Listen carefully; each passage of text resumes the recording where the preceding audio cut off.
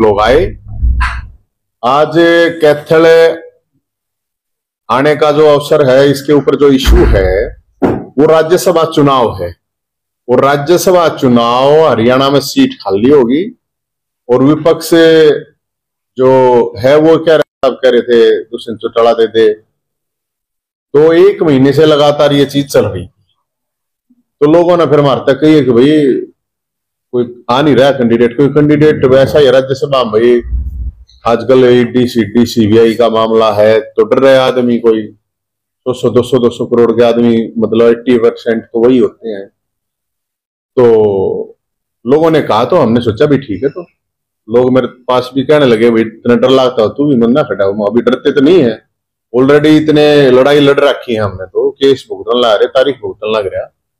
तो हमने राज्यसभा की दावेदारी की। और जब हमने दावेदारी की तब की जब कोई नहीं था, दावेदार कर नहीं रहा था।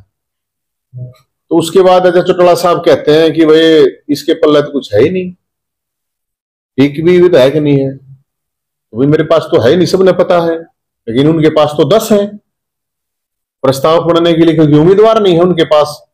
या तो पहलवान लेके आवे। तो फिर हुड्डा साहब से पूछा गया तो हुड्डा साहब बोले कि भाई पहले जेजेपी के ले आओ। तो कहने का मतलब यह है कि मैं तो विपक्ष को सिर्फ ये कह रहा हूं समर्थन के लिए कि भाई हमने लड़ाई लड़ी है और आपके पास कोई कैंडिडेट नहीं था। हमने जब दावेदारी की है, अगर भाई युद्ध है, युद्ध का जो मैदान है, उस युद्ध के मैदान में योद्धा का काम होता है लड़ाई लड़ना। हारो जीतो, मरो जियो, एक अलग मैटर है। अब हम आ गए क्योंकि 1 महीने से फुटबॉल बन रही थी बातों की, तो हमने वो फुटबॉल पकड़ ली कि भाई ठीक है हम हैं। और मैं चैलेंज करके आया, इसलिए कह रहा हूं जैसे हम ये घी ले रहे हैं तो दंगल होते हैं, तो ये तो संघर्ष का दंगल है। तो भाई कोई किसी ने घी खा रखा है, वो पहलवान है संघर्ष के नाम का लंगोटी की तरह। ये जो घी है अगर भी किसी पहलवान ने खा रखा है, दंगल तो आपने तो देखे हैं, सब न होते हैं, कैथल में भी तो दंगल तो होते हैं। ये लंगोटी है, ये घी है। और हम ये कह रहे हैं किसी में, किसी पार्टी के नेता में दम हो संघर्ष के नाम का, संघर्ष मतलब पूरे हरियाणा में कोई भी नेता लगातार जो 21 साल लड़ने का जिसका रिकॉर्ड हो।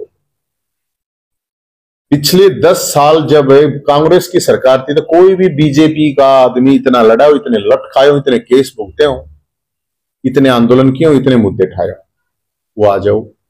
कोई भी अब 10 साल पिछले लगभग 10 हो गए 1-2 महीने में, कोई भी कांग्रेस का नेता भाई हमारे जितनी केस भुगते हो, तारीख भुगती हो, लट खा रखे हो, आंदोलन कर रखे हो, हम तो इस आधार पर संघर्ष के दम पर, मैंने ये नहीं कह रहा मेरे पास 100 किले हैं, 100 करोड़ हैं, वो नहीं है हमारे द्वारा कुछ भी। लेकिन जब फैमिली आईडी के नाम पे पूरा हरियाणा हाहाकार कर रहा था तो वो लड़ाई हमने लड़ी। बुढ़ापा पेंशन, विधवा विकलांग पेंशन, बीपीएल कार्ड लोगों के कट गए थे तो थारा फूफा जिंदा आंदोलन हमने चलाया। जब बेरोजगार सीट ही नहीं हो रहा था, बेरोजगारी की बारात निकाली, 50,000 वैकेंसी हमने करवाया। खेल कोटा खत्म कर दिया था, सोटा हमने उठाया। बराबर की जमीन पर 2 सरकारों ने 2 दशक तक कब्जा कर रखा था, वो फरसे के दम पर हमने छुड़वाया भाईचारे के साथ मिलकर।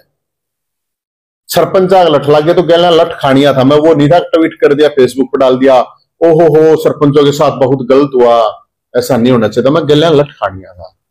कर्मचारी लठ लागे जब गैला, चाहे आशा वर्कर, आंगनबाड़ी, किसी के साथ कुछ भी हुआ है हमने मुद्दे उठाए हैं। दलितों के जब गिराए थे तो बुलडोजर के आगे जाकर मैं खड़ा हुआ था। बाहर के बड़ा भर्ती कर रहे थे तो जेल में मैं गया था। किसाना के लिए पानी नहीं दे रहे थे तो वहां पर केस मेरे पे हुआ था। गऊओं के लिए जब चारा मांग रहे थे तो केस मेरे पे हुआ था। मेरा कहने का मतलब है हमने जो लड़ाई लड़ी है वो लड़ी है संघर्ष की। और ऐसा कोई आदमी हो, मैं 21 साल से इसे काम कर रहा हूं, मेरी उम्र 42-43 साल हुई है। उसमें इतने सालों में पार्टियों के भी स्टैंड बदल गए, नेता तो कई आना, तो मैं जानू पहले वो बीजेपी में था, फिर कांग्रेस में, कांग्रेस में तो बीजेपी कांग्रेस, न्यू उल्टी पलटी चलती पलटी लोटे लाटे जो भी आ रहा है बढ़ेंगे।